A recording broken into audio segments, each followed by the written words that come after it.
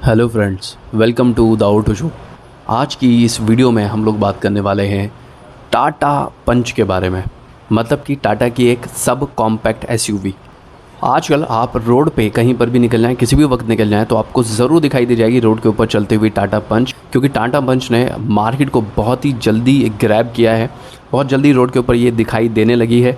तो आज की इस वीडियो के अंदर हम लोग जानेंगे कि ऐसी क्या वजह है कि टाटा पंच इतना जल्दी मार्केट के अंदर आ चुकी है और लोग उसको परचेज़ करने की सोच रहे हैं, उसके बारे में कंसीडर करना चाह रहे हैं। देखिए, जैसा मैंने कहा कि ये एक सब कॉम्पैक्ट एसयूवी है। मतलब कि जब आप इस कार की तरफ देखेंगे तो आपको ये जो कॉम्पैक्ट एसयूवी है उससे थोड़ा छोटी नज़र आएगी, लेकिन ये कार आपको ड्राइव करने में जो फील देगी वो पूरा एक एसयूवी वाली फील ही देने वाली है। टाटा ने इसे इसी तरीके से डिज़ाइन किया है। तो जानते हैं इस कार के बारे में थोड़ी सी और बातें कि क्या क्या फ़ीचर इस कार के अंदर अपने को मिलने वाले हैं, किस तरह की ये कार है। तो सबसे पहले हम लोग शुरुआत करते हैं इस कार के डिज़ाइन को लेकर। जब इस कार के डिज़ाइन के बारे में बात की जाए तो नो डाउट कि ये कार आई कैचिंग डिज़ाइन की है। यानी कि जब कभी भी आप इसे रोड के ऊपर देखेंगे तो ये डेफिनेटली आपकी अटेंशन लेने वाली है। फ्रंट में इस कार के अंदर अपने को LED DRL दिखाई देते हैं और LED DRL की जो पोजीशन है उसको अपर रखा गया है एंड जो इसके हेडलैम्प हैं उसकी पोजीशन को लोअर रखा गया है। और हेडलैम्प के नीचे की तरफ अपने को फॉग लैंप दिखाई देंगे। साथ में अगर हम लोग बात करते हैं फ्रंट लुक के बारे में ही, तो जब आप देखेंगे इसे फ्रंट से तो आपको जो इसके पिलर हैं वो ब्लैक कलर में नज़र आएंगे एंड जो इसकी रूफ़ है वो भी कॉन्ट्रास्टिंग कलर में दी गई है, यानी ब्लैक रूफ़ ब्लैक पिलर हैं। साथ में जो इसके रियर व्यू मिरर दिए गए हैं, जो RVM हैं, वो भी ब्लैक कलर के अंदर ही पेंट किए गए हैं एक कॉन्ट्रास्ट देने के लिए। तो नो डाउट फ्रंट से जो इसका लुक है वो काफ़ी ज़्यादा इंप्रेसिव नज़र आता है। एंड अगर हम लोग बात करते हैं बैक डिज़ाइन के बारे में, तो बैक के अंदर भी आपको LED टेल लैंप इसके अंदर दिखाई देते हैं जो कि काफ़ी ज़्यादा इंप्रेसिव नज़र आते हैं।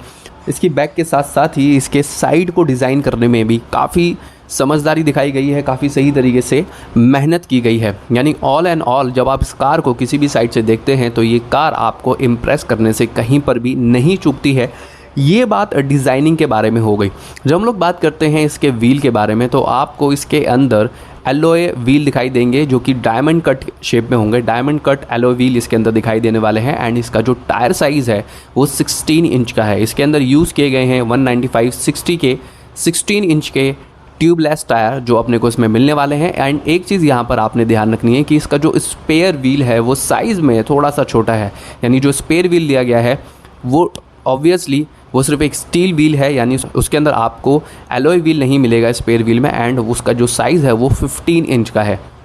कार में 16 इंच के टायर लगाए गए हैं, लेकिन जो स्पेयर व्हील है वो सिर्फ 15 इंच का दिया गया है, यानी साइज़ में थोड़ा सा छोटा उसको रखा गया है।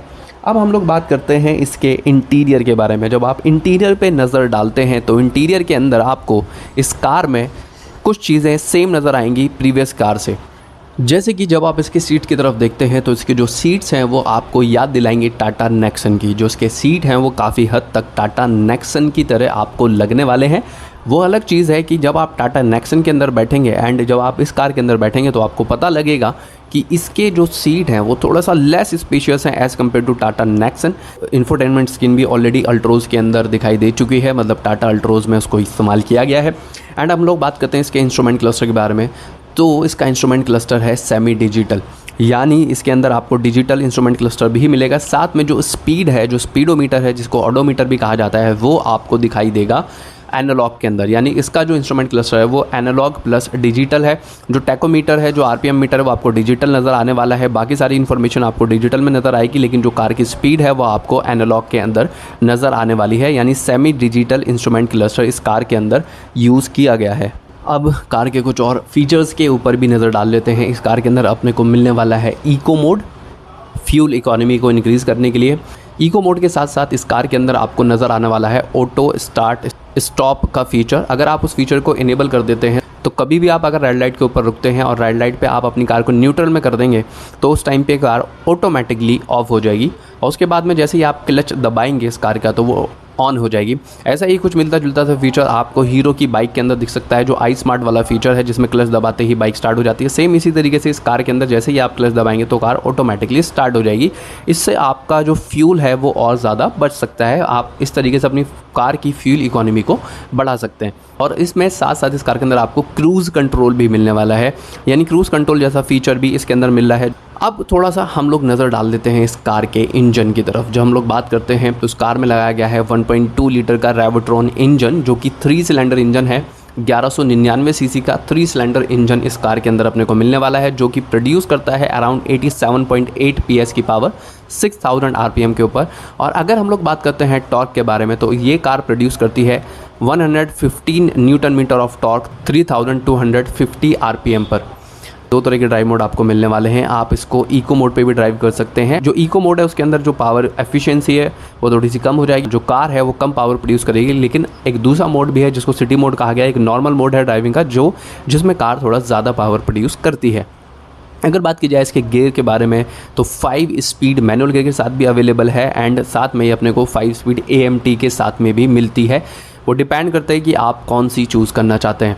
बूट स्पेस की अगर हम लोग बात करें तो उसका जो बूट स्पेस है वो है 319 लीटर का, काफ़ी इंप्रेसिव बूट स्पेस है। और अगर हम लोग बात करें इस बूट स्पेस को पूरा मेज़र किया जाए अगर रूफ तक, तो उसका बूट स्पेस बढ़ जाता है 366 लीटर तक। फ्रंट में अगर ब्रेकिंग यूनिट की बात की जाए तो डिस्क ब्रेक मिलते हैं, एंड रियर के अंदर अपने को ड्रम ब्रेक मिलते हैं। वही नॉर्मल सा सेटअप जो मोस्टली कार के अंदर दिखाई देता है। एंड ये जो कार है, इस कार का जो ब्रेकिंग फीडबैक है वो काफ़ी ज़्यादा अच्छा है, क्योंकि कार के अंदर आपको ABS मिलने वाले हैं, एंड साथ में इस कार के अंदर अपने को ब्रेक स्वे कंट्रोल भी मिलता है, यानी कार इधर उधर हिलेगी नहीं ब्रेक लगाते हुए। अगर हम लोग बात करते हैं इस कार के ग्राउंड क्लियरेंस के बारे में तो ग्राउंड क्लियरेंस है 187 mm का, जो कि इस सेगमेंट के हिसाब से अगर देखा जाए तो काफ़ी ज़्यादा अच्छा है। अगर आप इस कार को ख़राब सड़कों पे चलाना चाहते हैं, इवन जहाँ सड़कें ही ना हो, जहाँ गड्ढे वगैरह हो, जहाँ पानी वगैरह भरा हो, तो वहाँ भी आपको कोई परेशानी नहीं होने वाली है। ये कार नीचे टच नहीं होगी, बहुत इजीली ये इस तरह के रोड पे चल सकती है, क्योंकि इसका जो सस्पेंशन सेटअप है वो इसी तरह से डिज़ाइन किया गया है। मतलब कि टाटा ने सिर्फ कहने के लिए एक SUV नहीं बनाई है। अगर टाटा इसको सब कॉम्पैक्ट SUV कह रहा है, टाटा ने इसमें इस तरह के सस्पेंशन सेटअप भी दिया है और ग्राउंड क्लियरेंस भी अच्छी खासी यहाँ पर अपने को मिल रही है। अगर बात की जाए फ्यूल टैंक के बारे में तो इसकी जो फ्यूल टैंक कैपेसिटी है वो है 37 लीटर की। छोटी कार है, सब कॉम्पैक्ट SUV कहा जा रहा है। क्या SUV वाली फील आती है? तो डेफिनेटली इसके जो ड्राइविंग पोजीशन रखी गई है एंड इसका जो चैम्बर व्यू है, जब आप अंदर ड्राइव करते हैं एंड जब आप बाहर की तरफ देखते हैं तो विजिबिलिटी इतना सही रहती है, इतना ज़्यादा क्लियर व्यू आपको मिलता है ड्राइव करते हुए। खासतौर से ऑफ रोड के ऊपर आपको ये बहुत ज़्यादा मदद करेगी कि आप आराम से गड्ढों को देख सकते हैं, और आपको अंदर बैठने के बाद में जो एक फ़ील आएगी वो बिल्कुल SUV कार वाली फ़ील ही आएगी, क्योंकि टाटा ने इसे इसी हिसाब से डिज़ाइन किया है।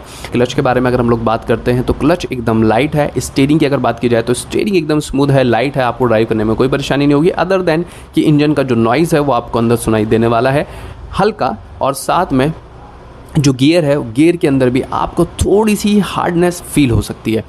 तो फ़िलहाल इस कार के बारे में इतना ही। मिलते हैं किसी नेक्स्ट वीडियो के अंदर किसी और चीज़ के बारे में बात करते हुए।